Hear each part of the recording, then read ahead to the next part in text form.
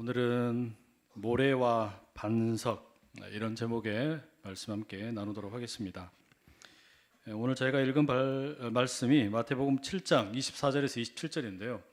이 말씀은 예수님이 마태복음 5장에서 7장까지 들려주시는 산상수훈 말씀의 결론에 해당하는 내용입니다. 너무 유명한 말씀이죠. 반석 위에 집을 짓는 사람과 모래 위에 집을 짓는 사람을 비교하는 내용입니다. 내용의 핵심은 반석 위에 집을 짓는 사람은 지혜롭고 모래 위에 집을 짓는 사람은 어리석다라는 이 비교에 있습니다. 그런데 여기 좀 이해하기 어려운 점이 있습니다. 이 본문에 나오는 이 모래라는 것이 우리가 일반적으로 알고 있는, 그러니까 바닷가에 펼쳐져 있는 모래라고 한다면 이게 다소간에 좀 이해가 되지 않습니다. 왜냐하면 바다에 있는 모래에다가 집을 짓는 사람 아무도 없잖아요. 그죠? 대부분 우리가 집 짓는다 그러면 당연히 반석에다가 집을 짓는 게 당연합니다. 그런데 왜 예수님께서 이렇게 뻔한 비교를 하시는 걸까라는 점입니다. 왜 예수님께서 반석과 모래를 비교하실까? 사실 이 본문이 말하는 반석과 모래는 그 이스라엘의 지형이나 또는 기후를 이해를 해야 합니다. 방금 설교 전에 여러분 영상 하나 보셨는데요. 이 장면은 이 우기가 시작이 되면서 이제 물이 다시 강물이 되어가지고 흘러가는 장면을 찍어 놓은 겁니다. 이 중동 지역이나 북아프리카에서는 우기 때 외에는 이렇게 완전히 물이 없는 계곡이나 수로를 가리켜 와디라고 부릅니다. 이런 지역이 종종 있죠. 그래서 본래 강물이 흐르던 곳인데 메마른 땅이 되어버리고 여기가 물이 흘렀던 곳인가 알 수 없을 만큼 아무것도 없습니다. 그런데 바로 거기에 이제 때가 되면 다시 비가 오고 물이 흐르는 겁니다. 이게 되게 신기하죠. 그래서 이스라엘 사람들도 저런 광경을 보면 저렇게 카메라로 찍곤 한답니다. 실제로 이스라엘은 크게 보면 건기와 우기로 이 기후가 구분이 됩니다. 10월부터 다음해 4월까지가 보통 우기에 해당을 하고 4월에서 9월까지는 건기로 알려져 있습니다. 그래서 이 영상에 보시는 것처럼 이제 초여름이 되면 그 강 바닥이 지금 물이 오기 전으로 생각을 해보시면요, 바닥을 완전히 드러냅니다. 강물이 흘렀던 흔적 하나도 없고 평평하게 작은 돌멩이들과 모래가 덮여 있는 땅이 됩니다. 평평하죠. 이 본문이 말하는 모래는 그런 곳입니다. 그러니까 본문이 말하는 이 모래라고 하는 땅은 지금 강 바닥과 같은 그런 현장을 이야기하는 것입니다. 그러니 여러분 생각을 해보세요. 이런 기후나 지형을 잘 모르는 사람이 새롭게 이제 이사를 왔습니다. 그리고 집을 지으려고 그럽니다. 그러면 어디에다가 집을 짓겠습니까? 당연히 평평한 땅을 찾겠죠. 그러니까 평평한 땅이 어디 있냐 보니까 그 강 바닥, 전혀 강 바닥처럼 보이지 않는 곳, 거기에 작은 돌멩이들 그리고 모래가 덮여 있으니까 참 좋습니다. 여러분 바로 거기다 집을 짓는 겁니다. 그런 땅이 있는데도 불구하고 굳이 울퉁불퉁하고 또 경사가 져 있는, 그래서 이런 그 바위에다가 집을 짓겠습니까? 그럴 리가 없죠. 당연히 평평한 땅을 찾아서 모래에다가 그 자갈밭에 이 집을 짓습니다. 이게 무슨 쉽게 집 지으려는 꼼수가 아니라 평평한 땅을 찾다 보니까 그리 가는 겁니다. 그런데 그 동네 사람들, 이스라엘 사람들은 거기에다 집 짓는 거 보면 어때요? 이 바보라고 놀립니다. 아주 나쁜, 그 어리석은 짓이라고 이렇게 합니다. 왜 그럴까요? 왜냐하면 집을 대충 짓기 때문도 아니고 무슨 건축 공법이 잘못되었기 때문도 아니에요. 비가 오면 그 땅이 어떻게 될 것인지를 너무 잘 알기 때문입니다. 비 오면 뻔히 어떻게 될 것인지 너무 뻔합니다. 이게 건기일 때는 상관이 없어요. 그 강 바닥에 집을 지었든 아니면 그 바위 반석에다가 집을 지었든 건기일 때는 아무런 상관이 없습니다. 문제없이 잘 살 수 있습니다. 하지만 가을이 오게 되면 달라지죠. 비가 오면 달라집니다. 바람이 불면 달라집니다. 이제 강물이 흐르기 시작하면 달라집니다. 결국에 문제는 뭐냐? 이 장소입니다. 건축 부지를 어디에다가 선택했냐에 따라서 완전히 다른 결과를 가져오게 됩니다. 이런 배경에서 예수님 말씀을 이해할 필요가 있겠죠. 예수님이 모래 위에 집을 짓는 사람은 어리석다, 반석 위에 집을 짓는 사람은 지혜롭다, 이렇게 말씀하십니다. 어리석은 사람은 어떤 사람이냐? 예수님의 말씀을 들었지만 행하지 않는 사람입니다. 반면에 지혜로운 사람은 예수님 말씀 듣고 그대로 행하는 사람을 가리킵니다. 이게 차이점입니다.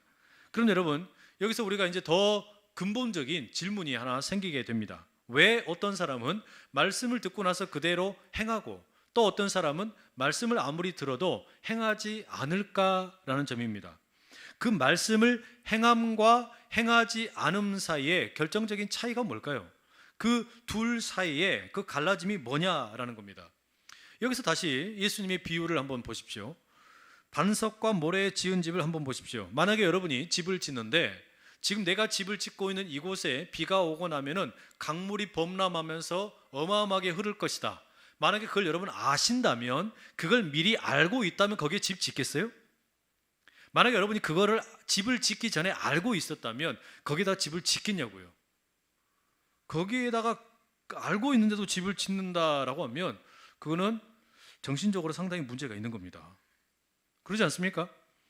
여기에다가 집을 지어도 우기가 되면 비가 오고 난 다음에 여기가 강물 줄기가 흐르는 곳이다 알면은요, 집 지을 수가 없습니다. 그럼 결론이 나옵니다. 지혜로운 사람과 어리석은 사람, 그러니까 말씀을 듣고 행하는 사람과 말씀을 듣고 행하지 않는 사람의 그 결정적인 차이점이 뭐냐? 이게 현재의 문제가 아닙니다. 미래의 문제입니다. 미래에 대해서 안다면, 말하자면 비가 오면 이 땅에는 물이 흐르게 된다, 강물이 넘실거린다, 이거를 안다면 모래 위에 집 지을 수가 없는 것이죠. 그런데 여기에서 말하는 그럼 이 미래라는 게 뭡니까? 미래. 우리가 미래를 안다면 그렇게 하지 않을 텐데, 이 본문이 말하는 지혜로운 사람이 내다보는 미래라는 게 어떤 겁니까? 여러분, 우리가 경제 활동을 할 때 가장 많이 주목하는 게 미래 가치입니다. 어떤 자산이 미래에 얼마나 가치가 상승할 것인가, 이게 투자의 기본이죠. 그래서 부동산 투자하는 사람들도 앞으로 이 해당 물건이 미래에 가치가 상승할 것인가, 이걸 보고 투자하라고 말합니다. 주식 투자도 그게 기본 아닙니까? 앞으로 이 기업의 주식이 상승할 것이냐, 미래 가치가 올라갈 거냐, 이걸 보고 주목하라라고 이야기합니다. 또 청년들에게 직업에 대해서 컨설팅 하는 분들도 뭐라고 그럽니까?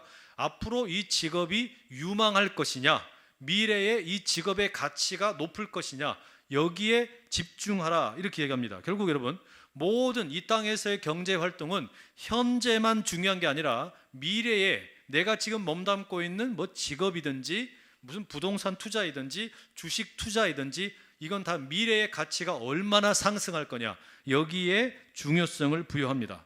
하지만 오늘 본문이 말하는 이 지혜로운 사람의 미래를 내다보는 것은 그런 경제적인 미래 가치가 아닙니다. 이 반석 위에 집을 짓는 지혜로운 사람은 그것보다 훨씬 더 멀리 내다보는 어떤 그 관점을 가지고 있습니다. 더 먼 미래를 내다보는 거예요. 이 땅에서 살아가는 삶 너머의 미래입니다. 죽음 이후의 미래입니다. 이 땅에서 삶을 마친 후의 미래입니다. 예수님이 다시 오실 미래입니다. 하나님의 나라가 임할 미래입니다. 이 미래가 지금 우리에게 다가오고 있습니다. 그럼 여러분, 지금 현재 모래 위에 집을 지은 사람과 반석 위에 집을 지은 사람의 삶이 겉보기에 뭔가 차이가 있을까요? 전혀 차이가 없습니다. 별로 다를 게 없습니다. 똑같이 살죠. 일하고 또 가정을 꾸리고 학교에서 공부하고 친구들을 만나고 그저 똑같이 살아갑니다. 하지만 다가오는 하나님의 미래는 분명히 이 두 부류에게 다른 결과를 초래합니다. 다가오는 미래에 비가 올 것입니다. 다가오는 미래에 바람이 불 것입니다. 다가오는 미래에 강물이 넘실되게 될 것입니다. 그런데 이 강물이 누군가에게는 목마름을 해결해주는 좋은 강물이 되지만 또 어떤 사람에게는 이 강물이 재앙이 됩니다. 이 강물이 재앙이 되어서 자신의 집에 흘러 들어와서 모든 가구를 다 적셔버리고 무슨 가전제품 다 못 쓰게 되고 결국은 무너지게 만듭니다. 이게 성경이 이야기하는 종말사상입니다. 그렇기 때문에 모래 위에 집을 지은 사람은 어리석은 사람이에요. 마지막에 어떻게 될 것인지를 알면서도 거기에 집을 지었기 때문입니다. 반대로 반석 위에 집을 지은 사람은 지혜로운 사람입니다. 마지막에 어떻게 될 것인지를 염두에 두고 너무나 좋은 땅에 집을 짓지 않았기 때문입니다. 집 짓기 훨씬 좋은 조건이지만 그 강 바닥에 집을 짓지 않았습니다. 여러분, 이게 작지만 어마어마하게 커다란 차이점을 만들어냅니다. 자, 여러분, 상황이 이렇다면, 성경이 이야기하는 종말의 사상이 이런 것이라면, 하나님의 미래가 우리에게 지금 다가오고 있다면, 강물이 밀려오듯이 다가오는 게 종말 사상이라면, 여러분, 사탄이 무슨 일을 하겠습니까? 사탄이 하는 일은 에덴 동산에서부터 늘 한결같습니다. 아담과 하와를 유혹할 때부터 지금까지 수많은 사람들에게 동일하게 찾아가서 은밀하게 속삭입니다. 그 유혹의 속삭임이 뭐냐? 죽으면 다 똑같다는 겁니다. 하나님의 다가오심, 미래라는 거 없다라고 이야기합니다. 부활은 없다라고 이야기해요. 그러니 예수님이 다시 오신다라는 것도 다 거짓말이라고 이야기합니다. 예수 믿을 바에는 차라리 너 자신을 믿어라, 아니면 나 사탄을 믿어라, 이렇게 이야기합니다. 죽음 이후에 다를 것이 하나도 없다면, 그러니까 죽음 이후에 예수를 믿는 사람의 죽음이나 믿지 않는 사람의 죽음이 다를 바가 없다면 사탄의 유혹이 맞죠. 정말로 그렇지 않겠습니까? 굳이 불편하게 여러분, 우리가 이 주일날, 이 황금 같은 쉼을 누리는 날에 예수 믿는다고 예배를 드리고 기도하고 찬송하고 아까운 나의 돈을 지갑에서 빼서 헌금할 필요 없습니다. 선교를 왜 갑니까? 전도를 왜 합니까? 이런 어리석은 짓 할 필요가 전혀 없습니다. 그렇다면 우리는 굳이 반석 위에다가 집을 지을 필요가 없다라는 말입니다. 편안하게 강바닥 모래 위에다가 집 지으면 됩니다. 어차피 강물이 다시 흐를 일은 없습니다. 평평한 땅에 집 짓고 살다가 그대로 생을 마감하고 죽으면 됩니다. 그러나 여러분이 만에 하나라도 예수님의 십자가와 죽음을 그리고 부활하심을 믿는다면 그때부터 이야기는 완전히 달라집니다. 여러분이 예수님의 부활을 믿는다면 그때부터는 집 짓는 것이 차원이 달라지게 됩니다. 혹시라도 모래 위에 집을 지어왔다 할지라도 예수님이 다시 오심을 여러분이 받아들이게 되면 그때부터는 아깝지만 강바닥 모래에다가 지었던 집은 버려야 됩니다. 그거를 계속해서 붙들고 유지하는 것은 어리석은 짓이 된다라는 말입니다. 하나님의 다가오시는 미래를 알았다면 옛날과 똑같은 사고방식이나 가치관으로는 살 수가 없습니다. 지금 내가 집을 지어놓고 있는 여기에 강물이 곧 들이닥칠 것을 알면서도 그대로 살아간다라고 하는 것은 정말 어리석은 것이죠. 문제 있는 거 아닙니까? 그때부터 이제 우리의 삶의 행동이 달라지는 겁니다. 미래를 알기 때문에 행동이 달라지는 겁니다. 부활을 알기 때문에 삶의 행동이 달라지는 겁니다. 주님의 다시 오심을 알기 때문에 삶의 행동이 달라지는 겁니다. 아무리 사탄이 온갖 방법으로 유혹을 해도 행동이 달라집니다. 그게 반석 위에 집을 짓는 사람의 삶이다, 이렇게 말할 수 있습니다. 바라기는 여기 함께 예배드리는 여러분 가운데 이런 반석 위에 집을 짓는 지혜로움이 있으시기를 간절히 축복합니다. 만약에 우리가 하나님이 다가오시는 그 미래를 믿는다면 그러면 우리는 반드시 해야 할 일이 있습니다. 그게 뭐겠어요? 나 혼자만 강바닥에 모래에다 집 짓고 살던 거 포기하고 빠져나오면 안 되겠죠. 다른 사람에게도 그거 이야기해 줘야 될 거 아닙니까? 때가 되면 여기에 비 내리고 물이 들어온다, 강물이 흐를 수 있다, 이야기해 줘야 됩니다. 그게 전도요, 선교라고 말할 수 있습니다. 같은 시대를 살아가는 우리 이웃들에게 그 복음을 전하는 겁니다. 그런데 이 복음이 더 분명하게 들어가야 될 대상이 있습니다.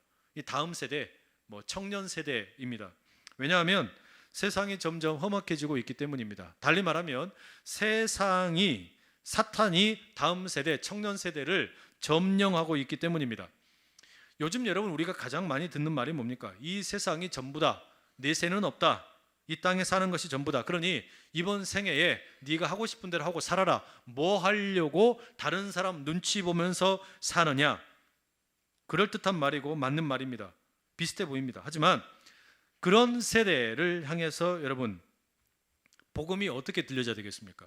어찌 보면 지금 젊은 세대는 사탄에게 다 빼앗긴 것 같아요. 다음 세대는 이 세상에게 다 그 마음을 빼앗긴 것처럼 보입니다. 그러니 여러분, 우리가 아무리 외친다고 해도 들어가지 않는 이 복음을 저들에게 어떻게 전할 수 있겠습니까? 청년 세대에게 어떻게 전할까요? 한양대에 가가지고 우리 복음 전하는 우리 교육자들이 있는데 복음을 전하면 주머니에서 복음 거부 카드를 이렇게 내민대요. 이야기도 안 하고 그냥 주머니에 있던 카드 나한테는 떠들지 말고 빨리 가라. shut up 이거 아니에요. 가시라 이 말이잖아요. 이런 식으로 거절당하는 게 현실입니다. 어떻게 하면 좋겠습니까? 제가 최근에 아주 감격적인 선물을 하나 받았습니다. 여기 있는 요 공입니다. 사인볼입니다. 야구공이죠. 사인볼 야구공입니다. 물론 이것은 기아 타이거즈입니다. 여기에는 기아 타이거즈 선수 9명의 사인이 담겨 있습니다. 양현종, 이명기, 황대인, 안치홍, 김선빈, 최형우, 김민식, 하준영, 한승택. 여기 있는 분들 중에 이런 이름 관심 없는 분들 많겠지만 저에게는 이 이름은 참 설레이는 이름입니다. 기아 타이거즈 선수들 이름이기 때문이죠. 근데 이 사인볼을 제가 선물로 받았습니다. 여러분 이거 누가 주신지 아세요? 우리 교회 성도님 중에 한 분이 주셨어요. 근데 와. 근데 여러분 이분이 어떤 분이냐면 KT 위즈 다른 야구팀의 트레이닝 코치입니다. 그러니까 다른 팀의 코치예요. 그런데 제가 기아 타이거즈를 좋아한다는 이야기를 어떻게 아셨는지 광주의 원정 경기를 가셔가지고 적진에 들어가서 상대편 선수들의 사인을 받아가지고 저한테 주신 거예요. 대단하지 않습니까, 여러분? 기가 막힌 선물이에요. 담임 목사가 타이거즈의 팬이라는 이야기를 듣고 적진에 들어가서 사인을 받아가지고 가지고 오셔서 저한테 주셨단 말이에요. 기가 막히잖아요. 여러분 이건 가히 역대상 11장에 비교되는 내용입니다. 다윗이 혼잣말로 나 베들레헴의 우물물 좀 마셨으면 좋겠다라고 혼자서 중얼거렸어요.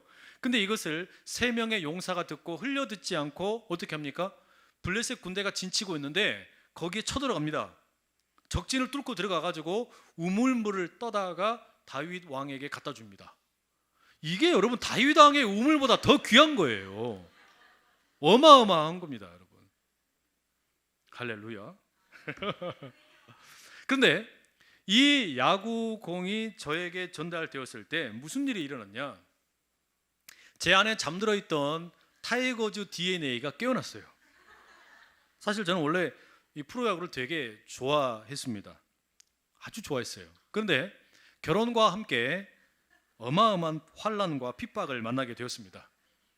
제가 프로야구를 생중계로 TV로 보았는데 아니 왜 밤에 하이라이트를 보고 또 보냐? 베이스볼 투나잇을 왜 또 보냐? 그거 이미 다 봤잖아. 소식 다 아는데 그걸 왜 보냐? 이러면서 엄청 혼을 많이 난 겁니다. 제 아내에게 많이 시달렸죠. 근데 이게 전부가 아니에요. 제 아내는 고향이 대구입니다. 대구는 삼성 라이온즈가 지배하고 있는 땅입니다. 그래서 처가에 가면 거기에 또 삼성 라이온즈 광팬 형님이 계십니다. 다른 날은 괜찮아요. 그런데 삼성 라이온즈와 기아 타이거즈가 경기하는 날이 되면 너무 불편해요. 너무 불편해요. 같은 공간 안에 앉아 있는데 너무나 생각이 다른 사람들이 앉아 있다는 게 이런 거구나 알 수 있어요. 그래서 저는 입 하나 뻥끗 못하고 가만히 그냥 속으로만 기아 타이거즈를 마음으로 응원을 하는 겁니다. 여러분 이렇게 저는 결혼 이후에 환난과 핍박 가운데 타이거즈의 DNA가 차츰차츰 제 안에서 사라져갔습니다. 이제 프로야구에 대한 관심이 많이 꺼져버렸다는 이야기죠. 그런데 이 사인볼이 저에게 찾아왔어요. 그리고 잠들어 있던 저의 야구 본능을 깨운 겁니다. 잘할 때이든지 못할 때이든지 한번 타이거즈 팬은 영원히 타이거즈 팬이다. 이걸 저에게 깨운 거예요. 그랬더니 여러분 제가 이제 각오를 다지고 다시 새롭게 마음을 다지고 경건한 마음으로 응원을 시작했습니다. 그랬더니 어마어마한 일이 일어났어요. 이번 시즌에 기아 타이거즈가 초반에 거의 꼴등에 계속 꼴등이었거든요. 그런데 저의 중보기도와 함께 결과가 달라졌어요. 감독이 교체되더니 최근에 14경기 성적이 무려 11승 3패. 할렐루야. 이 어마어마한 일이 일어난 겁니다. 물론 여러분 이건 웃자고 드리는 이야기입니다. 제가 무슨 여러분들에게 특정한 이 팬심을 강요하는 거 아닙니다. 어떤 특정한 팬을 여러분들도 같이 함께 덕질하라고 강요하는 거 전혀 아닙니다. 저는 어쩌다가 이렇게 그러면 야구를 좋아하게 되었냐? 어쩌다가 타이거즈라는 한 팀의 마음을 빼앗겼느냐? 가만히 보니까 어린 시절에 아버지 어깨 너머로 TV를 보다가 그렇게 되었어요. 아버지와 함께 프로야구 중계를 보다가 조기 교육을 받은 겁니다.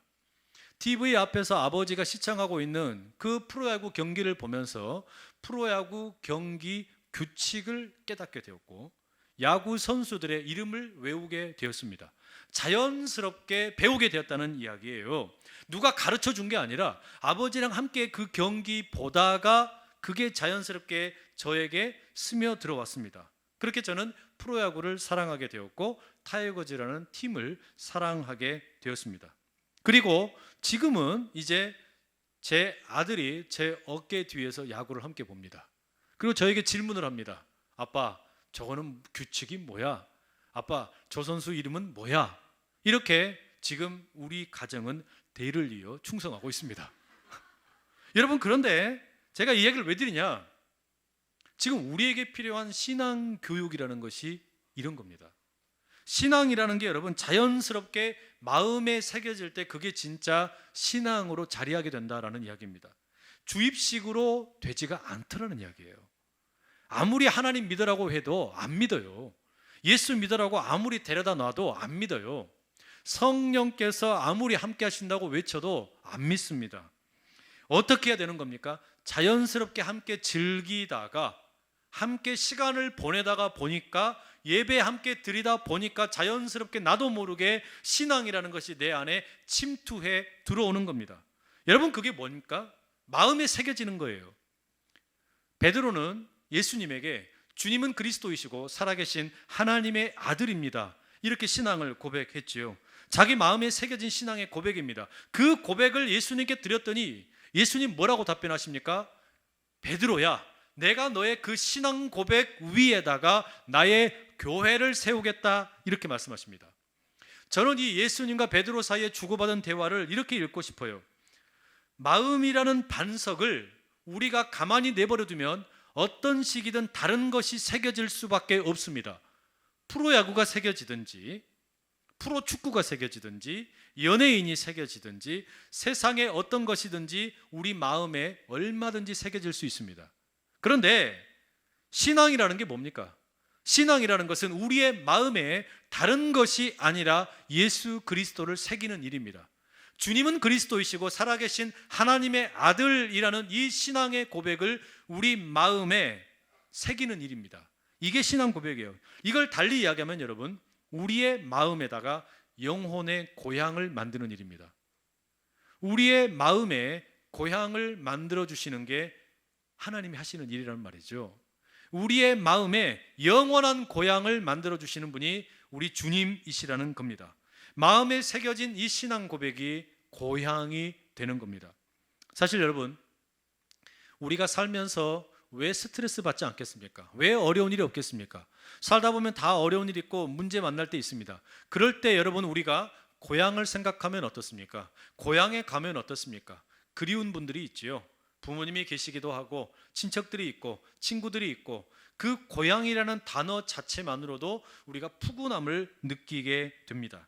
그런데 신앙 교육이라는 게 뭐냐? 신앙이라는 게 뭐냐? 우리 마음의 그 고향을 만들어주는 일이에요. 영혼의 고향을 만들어주는 일입니다. 무슨 이야기겠습니까? 이 땅에서 사는 게 전부가 아니라 나에게는 가야 할 영혼의 고향이 있다. 나에게는 돌아가야 할 본향이 있다. 이것을 새겨놓는 것이 신앙이에요. 이게 신앙 교육입니다. 여러분, 우리에게 이 마음의 고향을 만드는 일, 이게 어떤 무엇보다도 중요한 일입니다. 이 세상 사는 동안에 왜 어려운 일 없겠어요? 아무리 어려운 일이 많아도 이 땅의 삶이 전부가 아니라 내게는 가야 할 영혼의 고향이 있다. 이게 여러분, 우리의 삶을 붙들어주는 힘이 된다, 그런 이야기죠. 바라기는 여러분의 마음 가운데 영혼의 고향이 올곧게 새겨지기를 축복합니다. 여러분에게 이 신앙의 고백이, 누구도 지울 수 없는 신앙의 고백이 세워지기를 간절히 축복합니다. 이 마음에 새겨진 이 신앙의 고백, 이 신앙의 고향은 바람이 분다고 사라지지 않습니다. 태풍이 몰아친다고 해서 사라지지 않습니다. 집중호우가 쏟아진다고 해서 사라지지 않습니다. 반석 위에 새겨져 있기 때문에 그렇습니다.